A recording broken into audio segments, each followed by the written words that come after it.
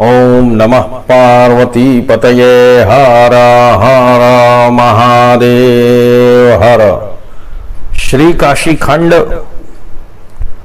पंचत्रिंशोध्याय अर्थात श्री काशी खंड का 35वां अध्याय, जिसमें सदाचार का निरूपण किया गया है। तो इस अध्याय में किस आचार को करने से काशी में जन्म होता है, किस सदाचार का पालन करने से काशी में जन्म होता है, अथवा किस सदाचार से काशी में जीवन यापन करना चाहिए, ऐसा निरूपण किया गया है। तो आरंभ करते हैं 35वें अध्याय में 4 वर्णयाचार और ब्रह्मचर्यादित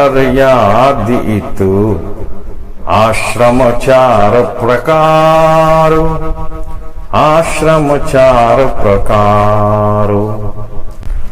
तो अगस्त जी महाराज, जैसा कि भगवान कार्तिक के मुख से काशी खंड की कथा सुन रहे थे, तो अगस्त जी ने कहा, अविमुक्तम महाक्षेत्रम परम निर्वाण कारणम क्षेत्राणाम परमं क्षेत्रम मंगलानां च मंगलम।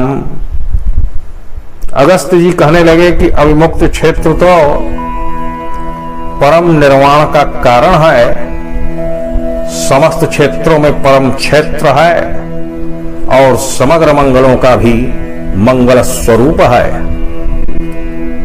सब स्मशानों के मध्य में यही सर्वश्रेष्ठ महाश्मशान, अशेष पीठ स्थानों में परम पीठ और सब ऊसर क्षेत्रों में बड़ा ऊसर है।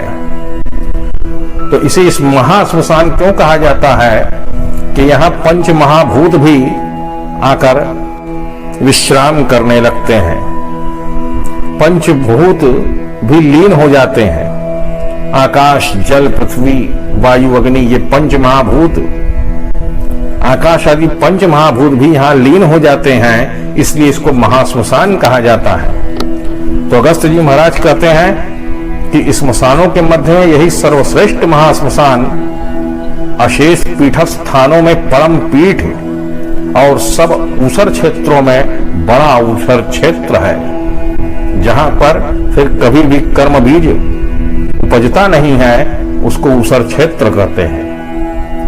हे मयूर वाहन, यह क्षेत्र तो धर्माभिलाषी बुद्धि वालों का परम धर्म राशि संपादक एवं अर्थ प्रार्थियों का परमार्थ प्रकाशक है।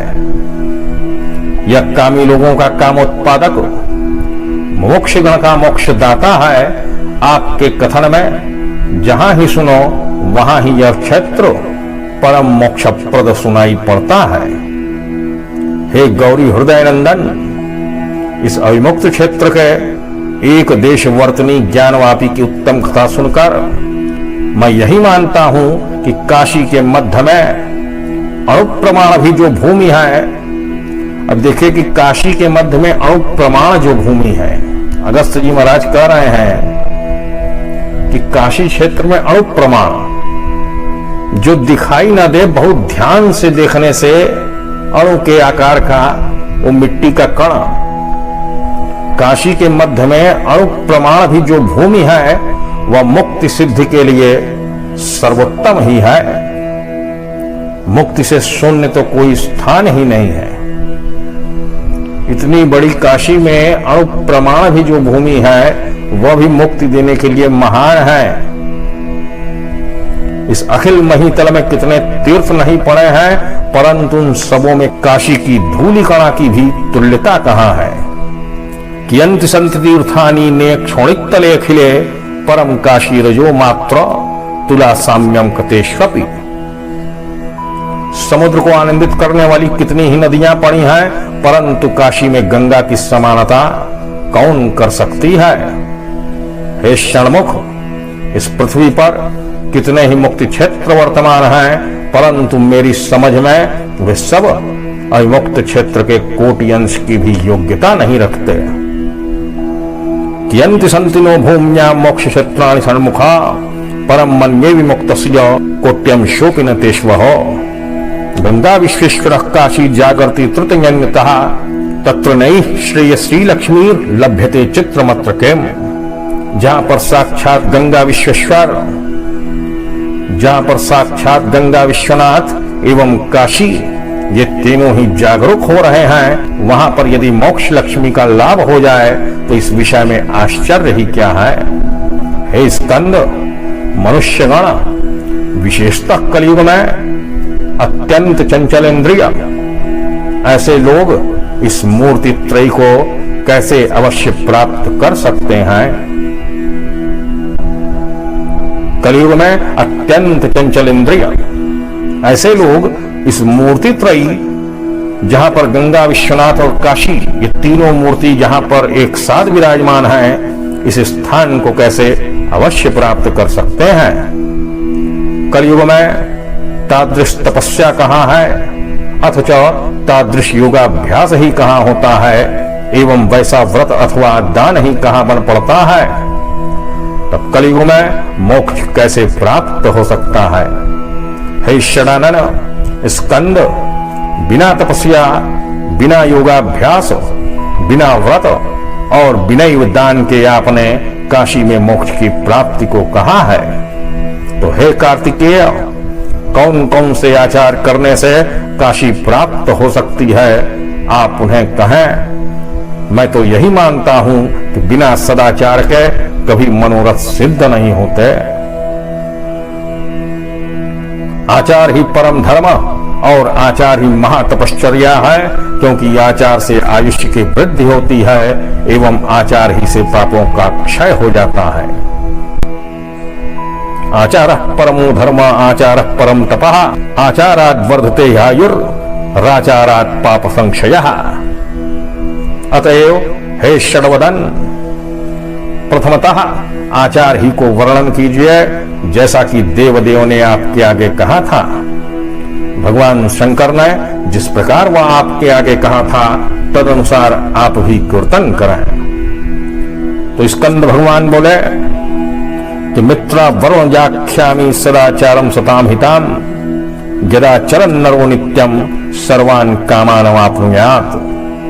हे मित्रा वरुण नंदन, मैं सज्जनों के हितकर सदाचार को निरूपण करता हूं, जिसके आचरण करने से मनुष्य नित्य ही समस्त कामों को प्राप्त करता है।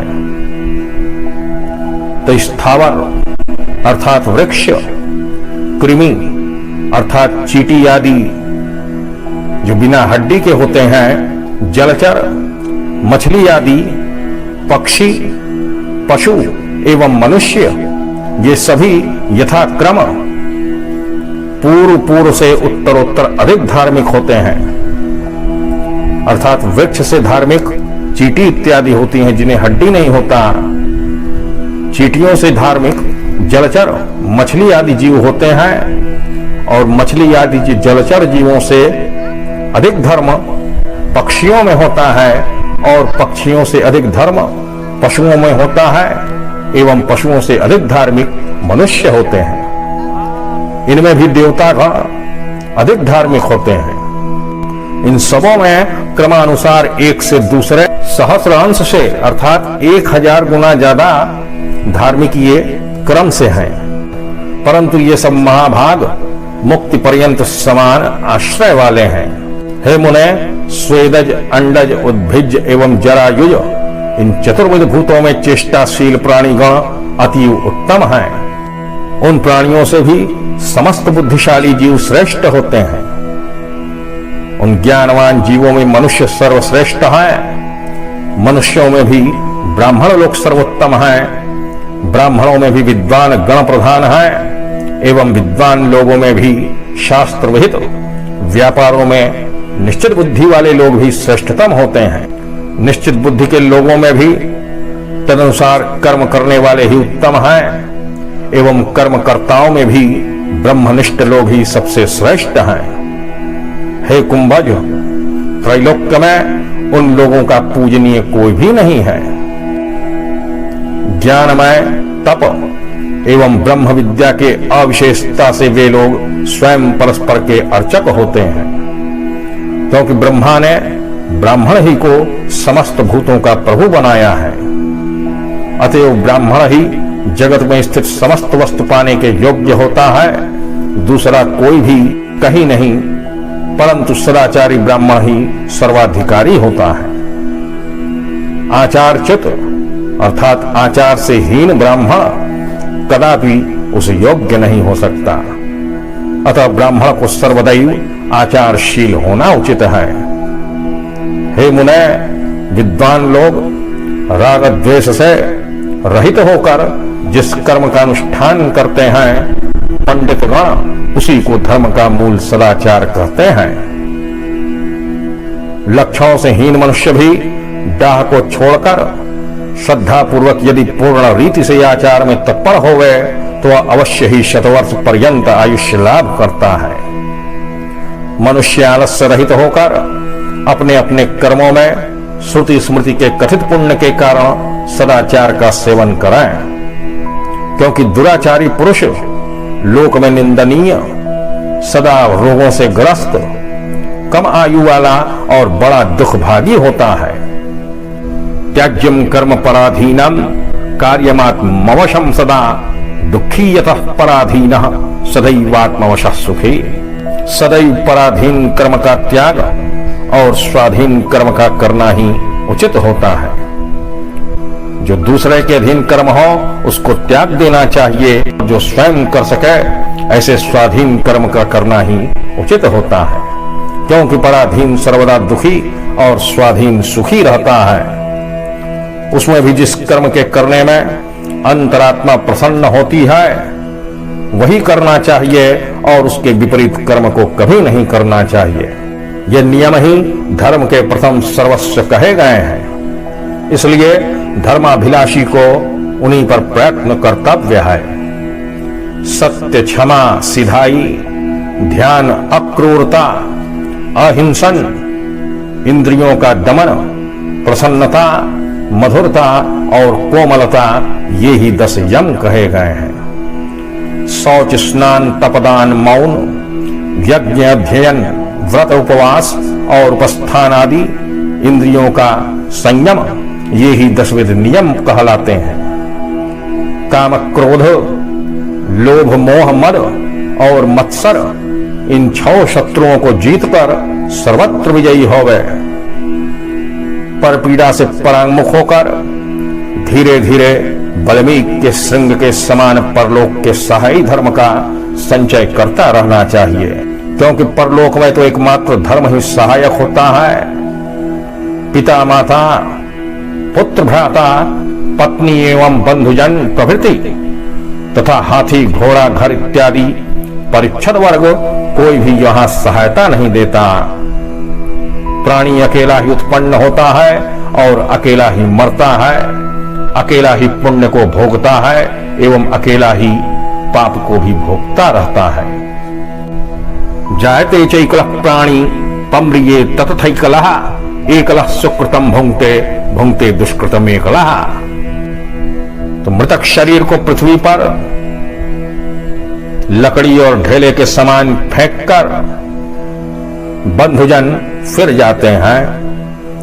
केवल धर्म ही उस गमनशील के पीछे पीछे चला जाता है। अतएव कृतिजन परलोक के सहायक धर्म का संचय करें, क्योंकि धर्म की ही सहायता पाने से इस दुष्टर संसार से पार हो सकता है।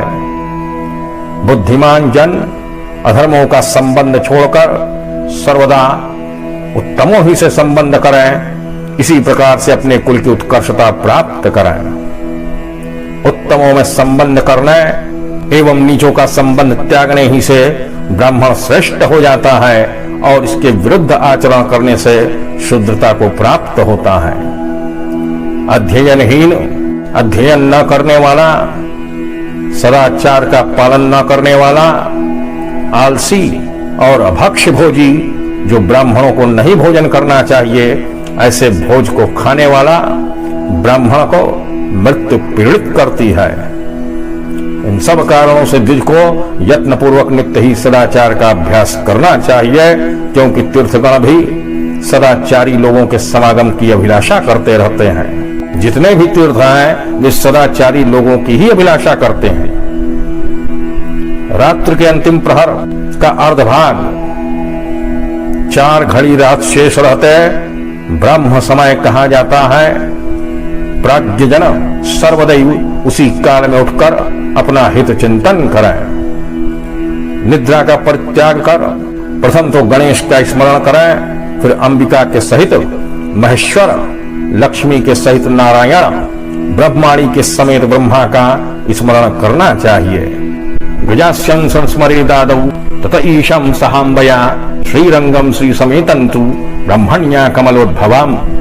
क्षीरोदादि सातों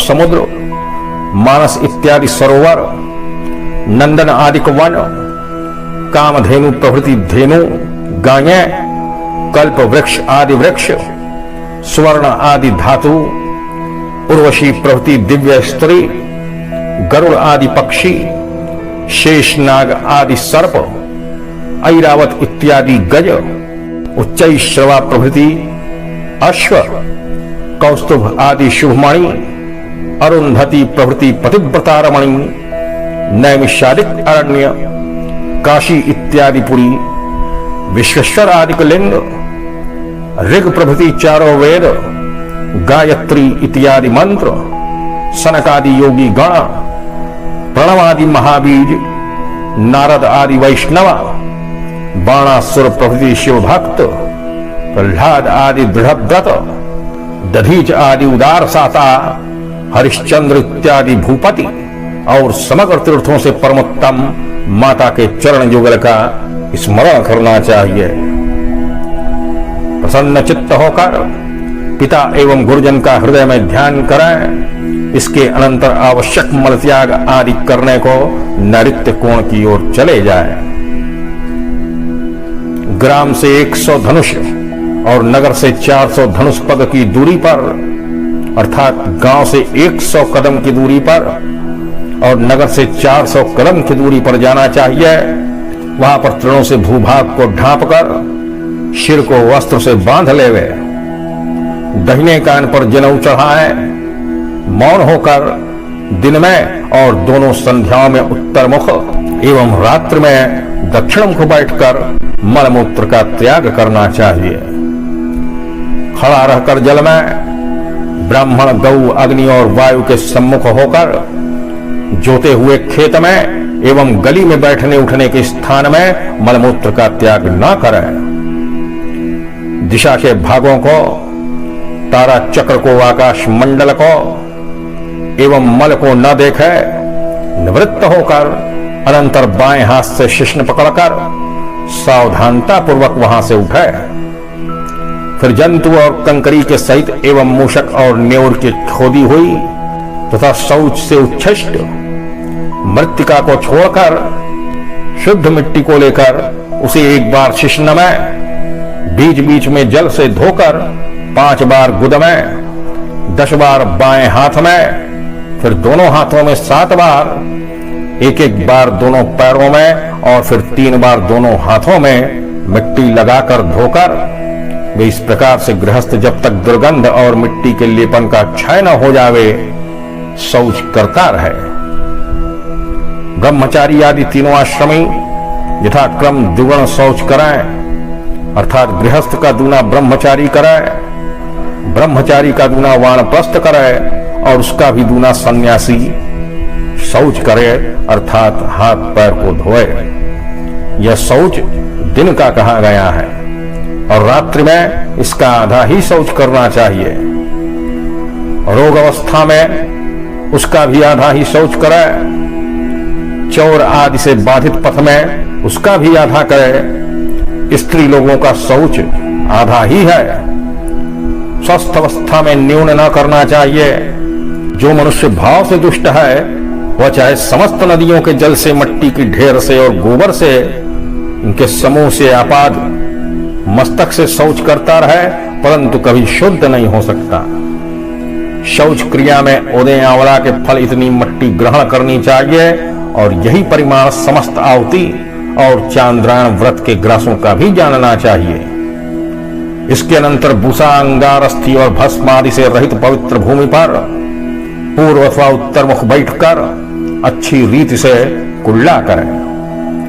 ब्राह्मण स्थिर होकर ब्रह्म तीर्थ अर्थात अंगूठा की जल से, अनुष्ण फेनहीन हृदयगामी जल से जल को भली भांति देखकर आचमन करें। क्षत्रिय लोग कंठ पर्यंत और वैश्यगण मुख के तालु तक जल ले जाकर शुद्ध होते हैं। ब्राह्मण तब तक शुद्ध नहीं होता तक वह उतना जल न ग्रहण कर ले जो उसके हृदय तक जाए।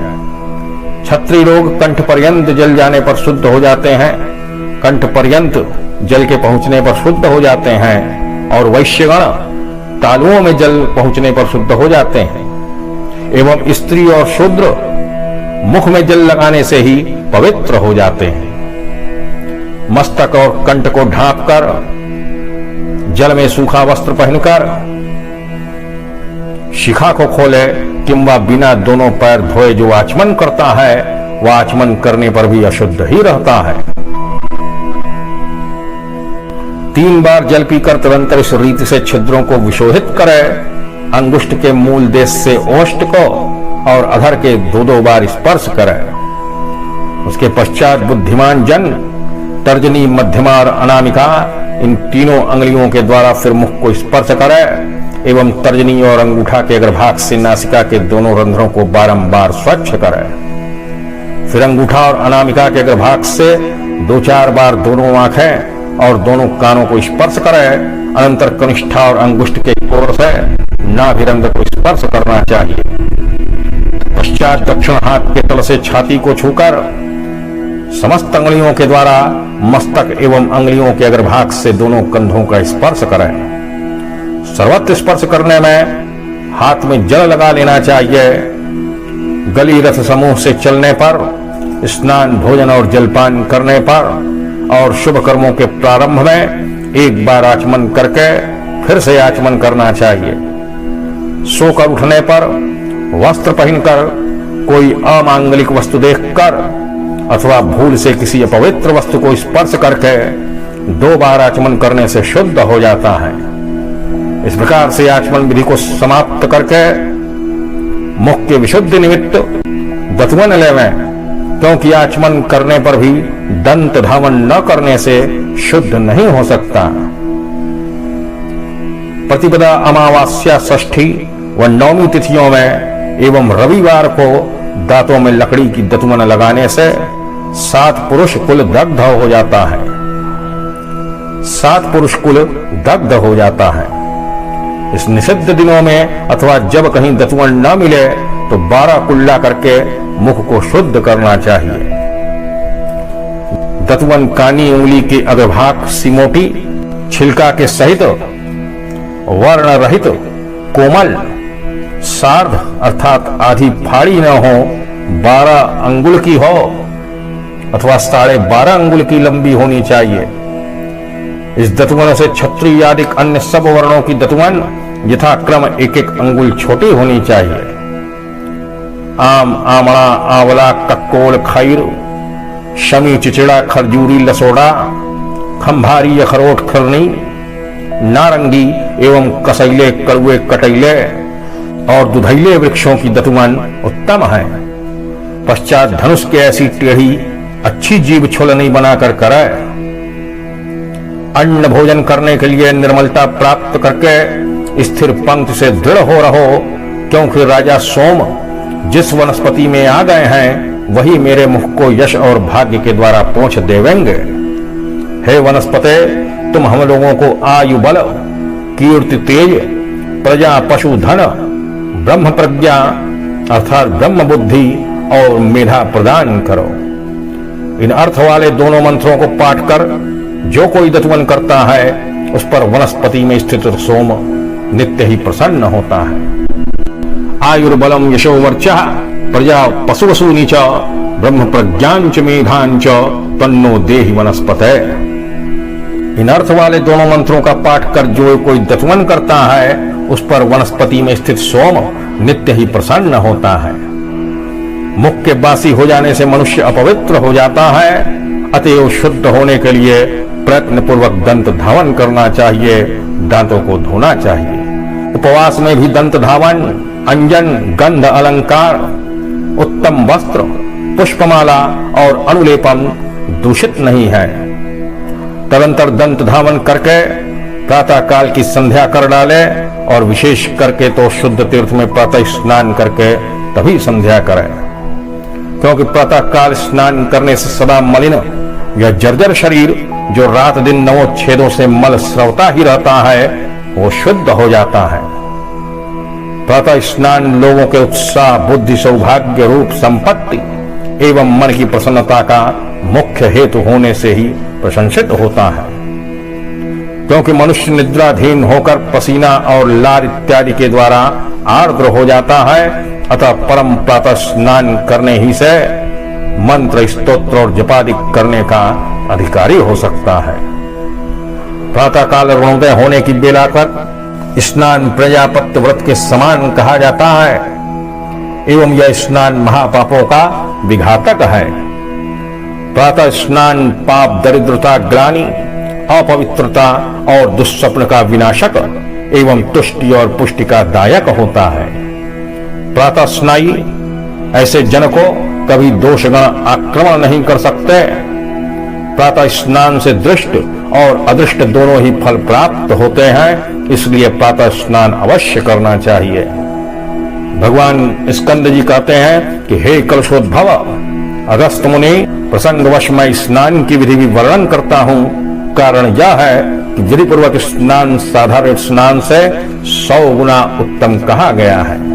पवित्र मिट्टी, कुश, तिल और गोबर लेकर शुद्ध स्नान में उसे रखकर स्नान करना चाहिए।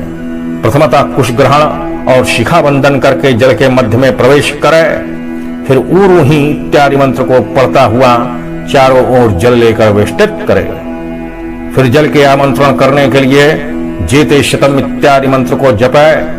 अनंतर सुमित्रियानः इत्यादि मंत्र से जलांजलि देकर फिर दुर्मित्रिया इत्यादि मंत्र के द्वारा शत्रु के उद्देश्य से जल को फेंक देवे।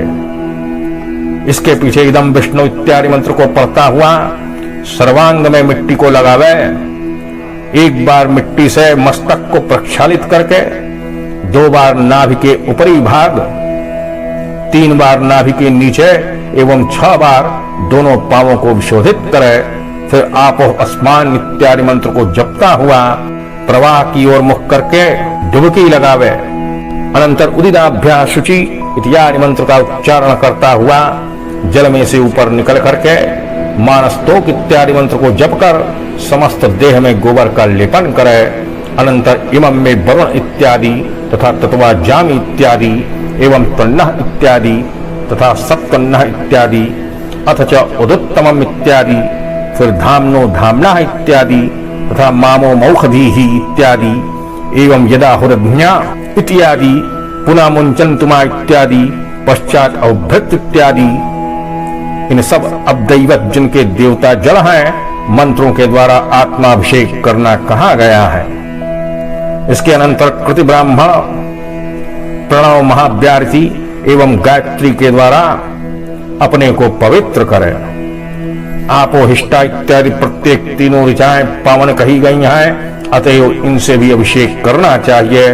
इदमापः इत्यादि, हविष्मती ही इत्यादि, देवीरापः इत्यादि, अपो देवाः इत्यादि, द्रुपदादि इत्यादि, शन्नो देवी ही इत्यादि, अपो देवी ही इत्यादि, अपाम रसम इत्यादि, पुनंतुमा इत्यादि, ये भी 9 पावमानी सूक्त के मंत्र परम पावन कहे गए हैं। इनसे भी आत्मशोधन करना चाहिए। अनंतर जल में मग्न होकर अघमर्षण मंत्र को जप कर फिर द्रुपदा मंत्र को जपे, अथवा विधिपूर्वक प्राणायाम का जप करे, अथवा 3 बार प्रणव का ही जप करे, अथवा विष्णु को स्मरण करे। इस प्रकार से स्नान करके वस्त्र को गाड़ के धुआ हुआ, कचारा हुआ 2 वस्त्र पहनना चाहिए। अनंतर आचमन करके कुश लेकर प्रातः काल की संध्या करे।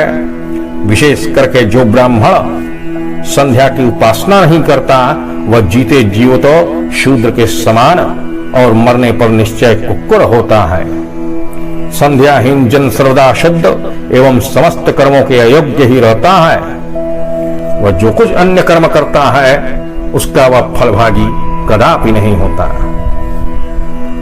प्रथमतः पूर्व दिशा में ओम को स्मरण करके कुशासन बिछाए, चित्त और दृष्टि को एकाग्र करके चतुष्शक्ति इत्यादि मंत्र को पढ़कर पूर्व मुख अथवा उत्तर मुख बैठकर शिखा को बांधकर दक्षिण ओर से अपना अभ्यक्षण जल से करे, प्राणायाम आरंभ करे।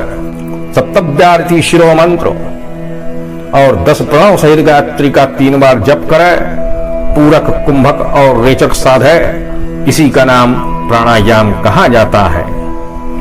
ब्राह्मण मन और इंद्रियों को स्थिर करके प्राणायाम का आचरण करने से उसी क्षण अहोरात्र कृत पापों से मुक्त हो जाता है।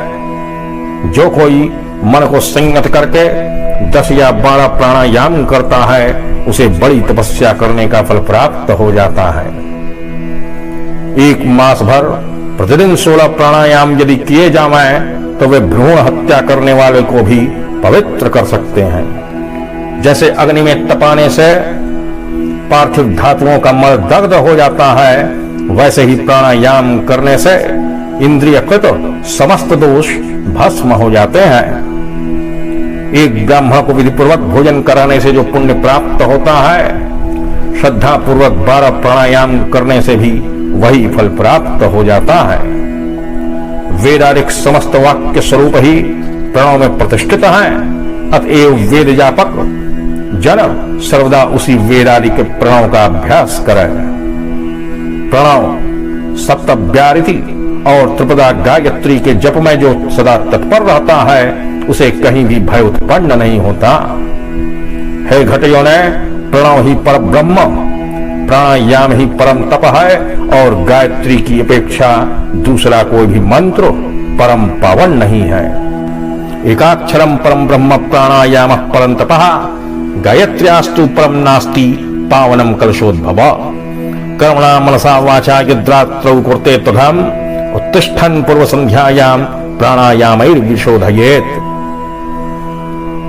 रात्रि में मनसा वाचा कर्मणा जो कुछ पाप हुआ हो, सोकर उठते ही प्रातः काल ही संध्या में प्राणायामों ही के द्वारा उन सब पापों की विशेष शुद्धि कर डाले। इसी प्रकार से दिन में मन वचन और काय कर्मों से जो पाप होता है, सायंकाल की संध्या में बैठकर प्राणायाम करने से वह पाप दूर हो जाता है। खड़ा होकर गायत्री का जप करता हुआ सूर्य के दर्शन पर्यंत प्रातः संध्या करे और बैठकर सम्यक प्रकार से नक्षत्र तारा दिखलाई पड़ने तक सायं संध्योपासन कर्म करे। खड़े होकर प्रातः संध्या में जप करने से रात्रि के पाप नष्ट हो जाते हैं एवं बैठकर सायं संध्या में जप करने से दिन के पाप दूर हो जाते हैं। जो प्रातः संध्या और सायं संध्या ना करे उसे शूद्र के समान समस्त द्विजगुणों के कर्म से बाहर कर देना चाहिए। जलाशय के समीप जाकर नित्य कर्मों का अनुष्ठान करे और अरण्य में जाकर स्थिर चित्त से गायत्री का जप करे, क्योंकि गृह से बाहर जाकर जो संध्योपासन किया जाता है वह गृह की संध्या से कई गुना अधिक होता है। जितेंद्रिय होकर जो ब्राह्मण केवल गायत्री ही का अभ्यास करता है वरन वही भला है, परंतु त्रिवेद विज्ञ होने पर भी जो जन सर्वभोजी और सर्वविक्रयी हो वह कभी मानने के योग्य नहीं होता। जिसके देवता सूर्य, मुख अग्नि, विश्वामित्र ऋषि छंद, त्रिपदा गायत्री है, वही सबसे विशेष है। प्रातः काल में लोहित वर्णा, ब्रह्मदैवता, हंसारूढ़ा, अष्टवर्षा, रक्तमाला, रक्त चंदनानुलेपना, ऋग्वेद स्वरूपा, अभयदा, अक्षमालावलंबिनी, व्यास ऋषि के द्वारा स्तूयमाना एवं अनुष्ठित छंद से युक्त ऐसी गायत्री का ध्यान करे। प्रातः काल में गायत्री देवी का इस प्रकार के ध्यान करने से रात्रकृत समस्त पाप दूर हो जाते हैं। त्रिवेद्यपि च नो मान्यः सर्वभोक् सर्वविक्रयी सविता देवता यस्या मुखमग्निस्त्रिपाच्चया विश्वामित्रो छंदो गायत्री सा विशिष्यते गायत्री मुशसी ध्यायेन लोहिताम ब्रह्म दैवताम। अनंतर सूर्यश्चित्यादि मंत्र के द्वारा आचमन करना उत्तम है। फिर आपो हिष्टादि इत्यादि तीनों ऋचाओं से मार्जन करें। मार्जन की विधि यह है कि प्रथम भूमि में, मस्तक पर, आकाश में, फिर आकाश में, भूमि पर और मस्तक पर एवं मस्तक पर, आकाश में और भूमि पर, इस प्रकार से 9 बार जल छिड़के। मार्जनज्ञ लोगों ने भूमि शब्द से दोनों चरण, आकाश से हृदय और मस्तक से मस्तक ही को उद्धारित किया है। जल से वारुण स्नान, अग्निहोत्र से भस्म से, अग्निहोत्र के भस्म से आग्नेय स्नान, वायु के द्वारा उड़े हुए गोरज पड़ने से वायव्य स्नान, बिना मेघ की वृष्टि से ऐन्द्र स्नान एवं वैदिकादि मूल मंत्रों से मंत्र स्नान ऐसा श्रेष्ठ है। परंतु यह मानसिक ब्रह्म स्नान सबसे श्रेष्ठ होता है। इस ब्रह्म स्नान के द्वारा जो नहाता है वह बाह्य और आभ्यंतर में पवित्र हो जाता है एवं देव पूजादिक सब कर्मों में सर्वत्र अधिकारी होता है। जो रात्र दिन जल में डूबे रहने से क्या कोई पवित्र हो जाते हैं? नहीं होते। उसी प्रकार से भाव दूषित जन सैकड़ों बार स्नान करने पर भी शुद्ध नहीं होते। जो लोग शुद्ध अंतःकरण वाले हैं, विभूति का लेपन उन्हीं को पवित्र करता है, नहीं तो भस्म से धूसर गधे उनको भी क्या कोई पवित्र कर सकता है? इस जगत में जिसका चित्त निर्मल है वह मनुष्य समस्त तीर्थों में स्नात, सर्वविध मलों से वर्जित एवं सैकड़ों यज्ञों का फलभागी होता है। हे मुनिवर, वही चित्त जिस प्रकार से निर्मल होता है उसे सुनिए। यदि विश्वेश्वर प्रसन्न हो तभी चित्त निर्मल हो जाता है, अन्य प्रकार से कभी ऐसा होता ही नहीं है।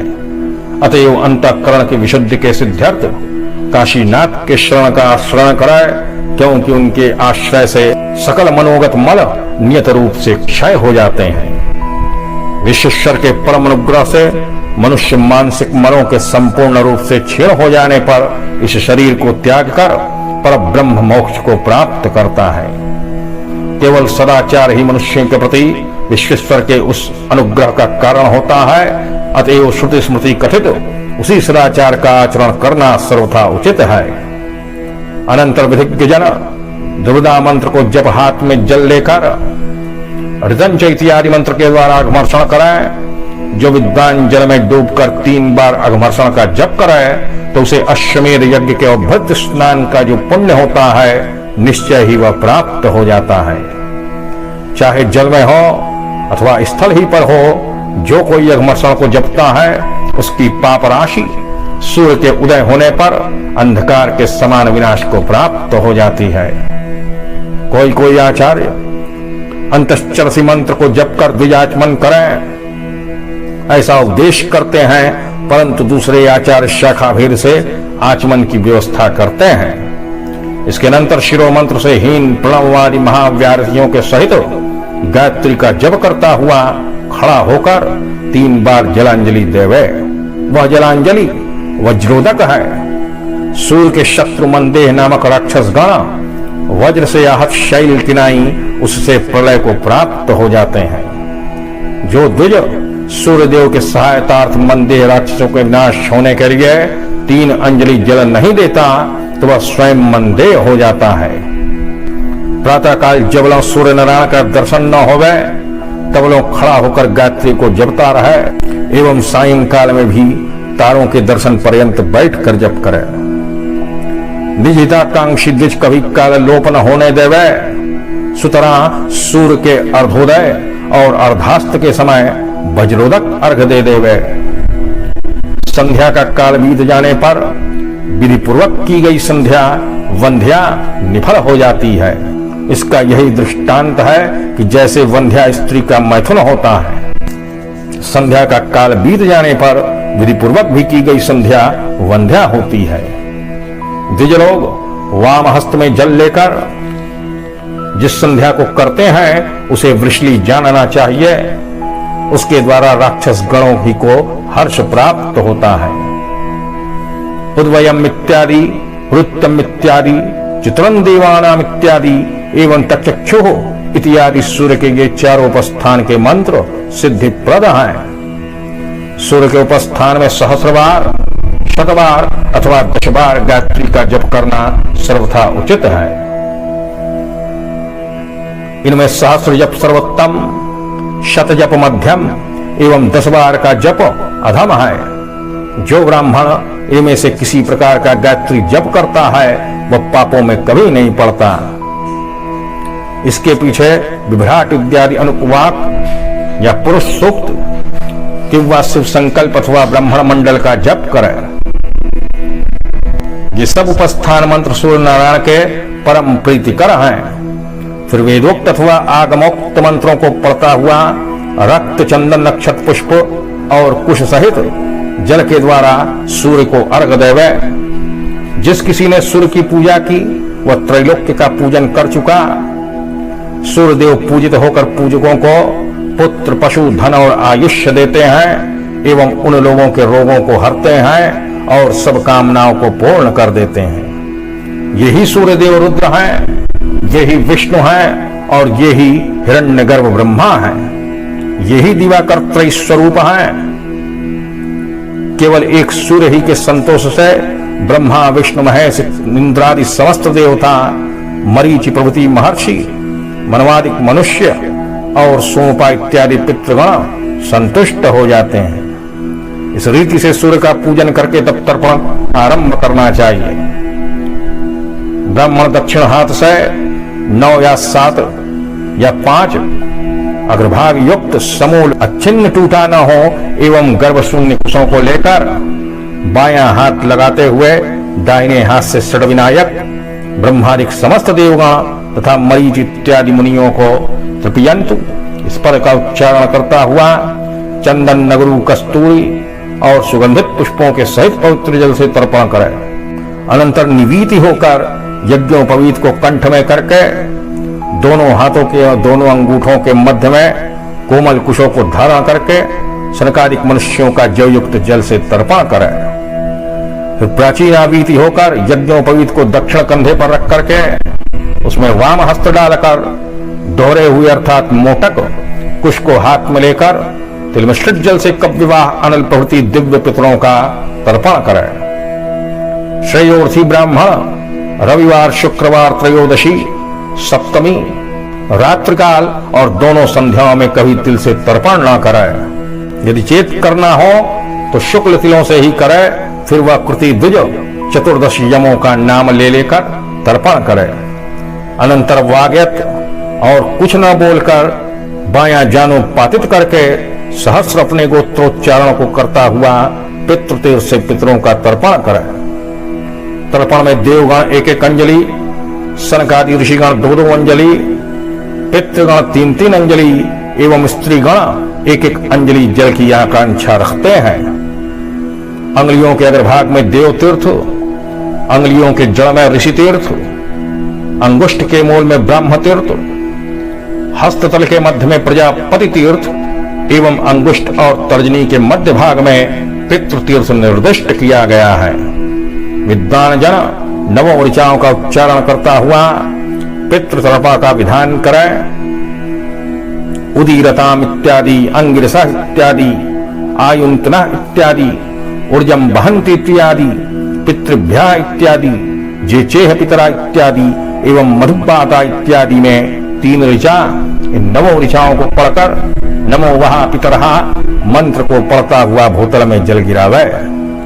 अनंतर आब्रह्मस्तंभ पर्यंतम इत्यादि तथा अतीत कुल कोटि नाम इत्यादि इन दोनों मंत्रों को तर्पण के अंत में कहकर तत्पश्चात ये चास्माकम इत्यादि मंत्र के द्वारा वस्त्र का गारा हुआ जल भूमि में फेंक देवे और भीष्म को अर्घ देकर तर्पण समाप्त करे। अनंतर अग्नि कार्य होम करके वेदाभ्यास आरंभ करे। वह वेदाभ्यास 5 प्रकार से होता है। प्रथम स्वीकार गुरु से पढ़ना, द्वितीय अर्थ विचारण, तृतीय अभ्यास उद्धरण आदि के द्वारा, चतुर्थ जप करना, पंचम शिष्यों को शिक्षा दान, फिर लब्ध अर्थ के प्रतिपादन निमित्त और अलब्ध अर्थ के प्राप्ति निमित्त दाता के निकट जावे और अपना गौरव बढ़ाता रहे। हे द्विजवंशावतंस, द्विजाति लोगों का यही प्रातः कृत्य कहा गया है, अथवा जो लोग प्रातः काल स्नान करने में असमर्थ होवें वे प्रातः काल उठकर आवश्यक कर्म करके शौच आचमन कुल्ला दंत धावन कर डालें। अनंतर समस्त शरीर ओदे वस्त्रादि से पोंछकर शुद्ध कर प्रातः संध्योपासन कर लेवें। फिर वेदार्थ एवं विविध शास्त्रों को विचार पूर्वक पढ़ें और मेधावी शुचि हितैषी शिष्यों को पढ़ावें। तब योगक्षेमादि के सिद्धार्थ ईश्वर स्वामी या राजा के समीप प्राप्त होवें। अनंतर पंडित जन मध्याह्न कर्मों की सिद्धि के निमित्त दोपहर को पूर्वोक्त विधि से स्नान कराएं, अतः परम मध्याह्न संध्योपासन कराएं। मध्याह्न संध्या में गायत्री का ध्यान योग कराएं कि नव यौवन से भिन्नांगी शुद्ध स्फटिक के समान निर्मल त्रिष्टुप छंद से युक्त रुद्रदैवता कश्यप ऋषि समन्विता यजुर्वेद स्वरूपिणी प्रणवात्मिका वृषभोपरि समारूढ़ा सावित्री देवी भक्तों के लिए अभय मुद्रा से शोभित हस्ता रहती हैं। अनंतर देवता पूजन करके नित्य कृत्यों का आचरण कराए। पाक रसोई की अग्नि को प्रज्वलित करके वैश्य देव को करें। छीमी कोदो उड़द मटर चना तैल पक्व और नूनहा पकवान रहर मसूर गोले बड़े भुक्त शेष और वासी ये सब अन्न वैश्य देव में वर्जित हैं। प्रथमतः कुश हाथ में लेकर आचमन और प्राणायाम करे। पृष्ठो दिवी इत्यादि मंत्र से अग्निवेष्टन करना चाहिए। फिर प्रदक्षिण और प्रयोक्षण करके कुशों को 3 बार बिछाकर एषोह देव इत्यादि मंत्रों के द्वारा अग्नि को सुसम्मुख करे। पश्चात घृत पुष्प और अक्षतों से वैश्वानर अग्नि को पूजा करके प्रणवादि व स्वाहांत भूभु इत्यादि मंत्रों से 3 आहुति देवे और ब्राह्मण भूभु प्रभृति तीनों मंत्रों को एकत्र उच्चारण करता हुआ और 1 आहुति प्रदान करे। तदंतर देवकृतस्य इत्यादि मंत्र के द्वारा 6 आहुति फिर देवे। इसके अनंतर मौन होकर 1 आहुति यम को, 2 श्रेष्ठ कृत को, तब विश्व देव की आहुति देनी चाहिए। इसके पीछे भूमि पर उत्तर भाग में समस्त भूतों को नमः कहकर बलि देवे। फिर प्राचीना वीति होकर उसके दक्षिण भाग में पितरों के उद्देश्य से अन्न की बलि देनी चाहिए। इसके पश्चात यक्षमा के लिए ईशान कोण में निर्णय जन का उदक और अन्न समर्पण करे। फिर उसके उत्तर और ब्रह्मादि देवों को नमा पर अंत में लगाकर बलि देवें। कंठसूत्र से सरकारी को और अपशब्द से पितरों को बलि देना चाहिए। 16 ग्रासों से 1 हंत, 4 ग्रासों का 1 पुष्कल कहा गया है। 1 कवर 1 ग्रास मात्र की भिक्षा होती है जो गृहस्थों को सुखद प्रदा है। पथिक, क्षीण वृत्ति, विद्यार्थी, गोपोषक, सन्यासी और ब्रह्मचारी ये 6 धर्म भिक्षुक हैं। पथिक एवं वेद पारंगत अनुचान ब्रह्मचारी यही यथार्थ अतिथि समझने योग्य हैं। ब्रह्मलोकाभिलाषी गृहस्थों के ये ही दोनों मान्य हैं। ये तो चांडाल या कुक्कुर को भी अन्न देने से निष्फल कभी नहीं होता। कोई भी अन्नार्थी होकर आ जावे, कोई भी भूखा होकर आ जावे तो सुपात्र कुपात्र का विचार नहीं करना चाहिए। पतित चांडाल पाप रोगी कुक्कुर काक व कृमिगण के लिए बाहर भूमि में अन्न दे देवे और यह कहे कि ऐन्द्र, वारुण, वायव्य, सौम्य और नैऋत जो सब कौवे हैं पृथ्वी पर मेरे दिए हुए इस पिंड को ले लेवे। वैवस्वत के कुल में उत्पन्न जो दोनों श्याम और शबल नामक कुत्ते हैं मैं उनको पिंड देता हूं, वे दोनों अहिंसक होवें। देव, मनुष्य, पशु, राक्षस, यक्ष, उरग, खग, दैत्य, सिद्ध, पिशाच, प्रेत, भूत, दानव, तृण, तरु, कृमि, कीट और पतंग इत्यादि जो कर्म सूत्र में बंधे हुए व क्षुधार्थ होकर मेरे दिए हुए अन्न की कामना रखते हों उन्हीं के तृप्त्यर्थ यह अन्न मैंने दिया है, इससे उनकी प्रसन्नता संतुष्टि होवे। दैत्या सिद्धा पिशाचाश्च प्रेता भूताश्च दानवाः तृणानितरवश्चापि मद्दत्तानाभिलाषुकाः कृमिकीट पतंगाद्या कर्मबद्धा भोक्षिताः तत्यर्थम मन्नहि मया दत्तं तेषां मुदैस्तु वै। इस प्रकार से भूत बलि देकर गोदोहन काल तक जितना समय गाय को दुहने में लगता है, ऐसे गोदोहन काल तक अतिथि के आगमन की प्रतीक्षा करके तब भोजन गृह में प्रवेश करना चाहिए। काक बलि बिना दिए ही नित्य श्राद्ध करे, अपने सामर्थ्यानुसार नित्य श्राद्ध में 3, 2 अथवा 1 ही ब्राह्मण को पितृयज्ञ के लिए खिलावे एवं जो दरिद्र हो वह अपने सब भोजन में से कुछ कुछ निकास कर सबको एक ही बलि देवे। नित्य श्राद्ध देव कर्मों से हीन, विशेष नियमारिक से वर्जित एवं दक्षिणा रहित ही होता है और इसमें श्राद्धकर्ता और भोक्ता दोनों को व्रत का कोई प्रयोजन नहीं है।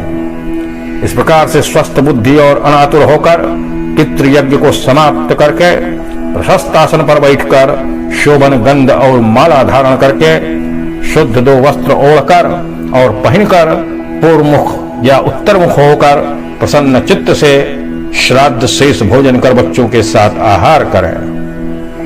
सुबुद्धि द्विज को आपोषान विधान के द्वारा ऊपर तथा नीचे से अन्न को अनग्न बनाकर भोजन करना चाहिए। भुवपति, भुवनपति एवं भूतों के पति इन तीनों को स्वाहांत मंत्र के द्वारा 1-1 ग्रास अन्न की भूमि पर बलि देवे। प्रथम में 1 बार आचमन करके कुछ हाथ में लेकर प्रसन्न मन से जठर कुंड के अग्नि में प्राण इत्यादि पंचवायु को 5 बार अन्न की आहुति देवे। यही आपोषण विधान है। जो कोई कुछ हस्त में लेकर भोजन करता है उसे अन्न में गिरे हुए केश कीटादिक का दोष नहीं होता, इसलिए कुछ हस्त होकर भोजन करना चाहिए। जब तक रुचि होवे तब तक अन्न भोजन करे, परंतु उस बेला अन्न का गुण दोष कुछ भी ना कहे, क्योंकि जब लोग अन्न का गुण नहीं कहा जाता तभी लोग पितर लोग भोजन करते हैं। अतएव जो कोई मौनी होकर भोजन करता है वह केवल अमृत ही खाता है। इसके पीछे दूध, शिखरन अथवा पानी पीकर 1 घूंट जल, 1 बार अमृता विधानमसि इत्यादि मंत्र को पढ़कर जल पीवे, पीत शेष जल इस मंत्र के द्वारा भूमि पर फेंक देवे। जो लोग पद्म अर्बुद वर्षणों पापस्थान रौरव नरक में निवास कर रहे हों एवं बिना हाथ धोए मनुष्य के दाहिने अंगूठा की जड़ से उच्छिष्ट जल की इच्छा रखते हैं, मेरा उच्छिष्ट यह जल उन सब लोगों को अक्षय होवे। बुद्धिमान जन फिर भी आचमन कर पवित्र होकर प्रयत्न पूर्वक हाथ में जल लेकर इस मंत्र को पढ़े। जो अंगुष्ठ मात्र का पुरुष अंगुष्ठ ही पर समाश्रित रहता है, समस्त जगत का ईश व प्रभु विश्वभुक प्रसन्न होवे। अंगुष्ठ मात्र पुरुष पंगुष्ठं च समाश्रितः ईश सर्वस्य जगत प्रभु प्रीणाति विश्वभुक। इस प्रकार से अन्न को संकल्प कर दोनों हाथ और पांवों को धोकर तब अन्न पचने के लिए इन मंत्रों को कहे। वायु से प्रेरित मदीय जठरगत अग्नि मेरे समग्र पार्थिव धातुओं के परिपुष्ट्यर्थ आकाश के दिए हुए अवकाश में भुक्त अन्न को पचा देवे, जिसमें मुझे सुख होवे। यह भुक्त अन्न प्राणपान समान उदान और व्यान नामक शरीर स्थित वायुगण का पुष्टिकारक होवे और मुझको यथेष्ट सुख प्राप्त होवे। समुद्र बड़वानल सूर्य और सूर्य नंदन ये सब लोग मैंने जो कुछ खाया है उसे जीर्ण कर पचा देवे। अग्निराप्यायन धातून पार्थिवान पवनेरितः दत्तावकाशो नभसा जयरत्वस्तु में सुखम प्राणापान समानाना मुदानव्यानयोस्तथा अन्नम पुष्टिकरं चास्तु ममास्त्वं व्याहतं सुखम। समुद्रो वडवाग्निश्च ब्रध्नो ब्रध्नस्य नंदनः मयाभ्यवरितं यत्त दशेशम जयरत्वि में। इसके पश्चात मुख शुद्धि करके पुराण आदि के श्रवण द्वारा अवशिष्ट दिन के भाग को बिताकर तब संध्या प्रारंभ करे। संध्या गृह से गौशाला में और उससे नदी तीर पर यथाक्रम 10 गुना अधिक फलप्रदा होती है एवं 2 नदियों के संगम में 100 गुनी और शिव के समीप अनंत फलदा होती है। बाहरी ओर संध्या को उपासना करने से दिन के मैथुन, असत्य भाषण और मद्य गंध के पाप का शमन हो जाता है। इस सायं संध्या में गायत्री का ध्यान इस रूप से करना चाहिए कि गायत्री सामवेदा स्वरूपा, वशिष्ठ ऋषि से युक्ता, कृष्ण वर्णा, कृष्ण वस्त्र परिधाना, अधेड़ अवस्था, सरस्वती रूपा, गरुड़ वाहना, विष्णु दैवता, विघ्न विनाशिनी, जगती छंदा, समन्विता और परम एकाक्षरमयी रहती हैं। सामवेद स्वरूपांच वसिष्ठर्षि समायुताम, कृष्णांगी कृष्ण वसनाम, मनास्खलित यौवनाम, सरस्वतीं ताक्ष्यानाम, विघ्नग्नीं विष्णु दैवताम, जगती छंदसा युक्ताम, ध्यायेदेकाक्षराम पराम। इस सायं संध्या में अग्निश्च इत्यादि मंत्र से आचमन करके सुधी जन पश्चिम मुख बैठकर जब तक नक्षत्र नहीं दिखाई पड़े तब तक जप करता रहे। सायंकाल में अतिथि के आकर उपस्थित होने पर उसे मधुर वचन, स्थान, आसन और जल देकर आदर पूर्वक भोजन आदि करावे। इस प्रकार से बुद्धिमान जन रात्रि का प्रथम पहर बितावे। यूं ही वेद के पठन पाठन से दैनिक कर्म को समाप्त करके अनतितृप्त भाव से एक ही लकड़ी की बनी हुई शैया पर शयन करे।